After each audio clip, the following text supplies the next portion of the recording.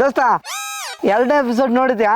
ನೋಡ್ರಿ ದೋಸ್ತ. ಆ ಮಂಗ್ಳೂರ್ ಹುಡುಗಿ ಎಲ್ಲೋದ್ಲು ದೋಸ್ತ? ಒಳಗೂ ಇಲ್ಲ ಹೊರಗೂ ಇಲ್ಲ. ನನ್ನ ಅನ್ಸಿ ಮಟ್ಟಿಗೆ ಆ ಹುಡುಗಿನ ಪ್ರಕಾಶ್ ಅವ್ರ ಮನ್ಯಾಗ ಕರ್ಕೊಂಡ್ ಹೋಗಿ ಇಟ್ಟಿರ್ಬೇಕು ದೋಸ್ತ. ಈ ವಿಷಯ ಪ್ರಕಾಶ್ ಸರ್ ಕೇಳಿದ್ರೆ ನಿಂಗ್ ಮನೆಗ್ ಬಂದು ಹೊಡಿತಾರ. ಸುಮ್ಮನೆ ಅಂದೆ ದೋಸ್ತ. ಮತ್ತೆ ಏನೇನೋ ಟ್ವಿಸ್ಟ್ ಇದೆ ದೋಸ್ತ. 2 ವಾರಕ್ಕೆ ಫೈನಲಿಸ್ಟ್ ಯಾರು ಅಂತ ಏನೋ ಗೊತ್ತಾಗತ್ತಂತೆ.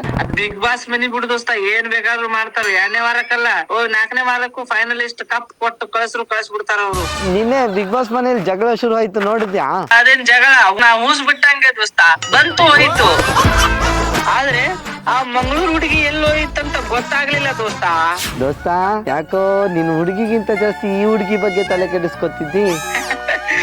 ಆ ಮ್ಯಾಟ್ರಿ ಬೇರೆ ಈ ಮ್ಯಾಟ್ರಿ ಬೇರೆ. ಬಿಗ್ ಬಾಸ್ ಮುಗ್ದ ಮೇಲೆ ಮದ್ವೆ ಆಗ್ತೀಯ ಅಂದ. ಈಗ ಬಿಗ್ ಬಾಸ್ ಸೀಸನ್ 2 ಶುರು ಆಯ್ತು, ಇನ್ನೂ ನಿನ್ ಮದ್ವೆ ಆಗಿಲ್ಲ ಅಲ್ವಾ? ಅಯ್ಯೋ ದೋಸ್ತ, ಬಿಗ್ ಬಾಸ್ ಸೀಸನ್ 12 ಶುರು ಆಯ್ತು ಹೊರತು ನನ್ನ ವೈಫ್ ಅನ್ನೋ ಸೀಸನ್ ಶುರು ಆಗ್ತಿಲ್ಲ ದೋಸ್ತ. ಲಘು ಆಗ್ಲಿ ಅಂತ ಬೇಡ್ಕೊರೋ ದೋಸ್ತ. ಸಲುವಾಗಿ ನಾನ್ ದೇವ್ರ ಹತ್ರ ಬೇಡ್ಕೋತೀನಿ, ಮದ್ವೆ ಆಗಂತ ಮೊದ್ಲೇ ಹೇಳ್ಬಿಡು. ನಾನ್ ನಿಮ್ ಊರಿಗೆ ಬಂದು ಮದ್ವೆದು ಫುಲ್ ಲಾಗ್ ಮಾಡಿ ನನ್ ಚಾನಲ್ ಆಗಿ ಬಿಡ್ತೀನಿ ದೋಸ್ತ. ಈ ನನ್ನ ಮಗ ಬಿಟ್ರೆ ನನ್ ಫಸ್ಟ್ ನೈಟ್ ವಿಡಿಯೋ ಮಾಡಂಗ ಅದಾನೆ.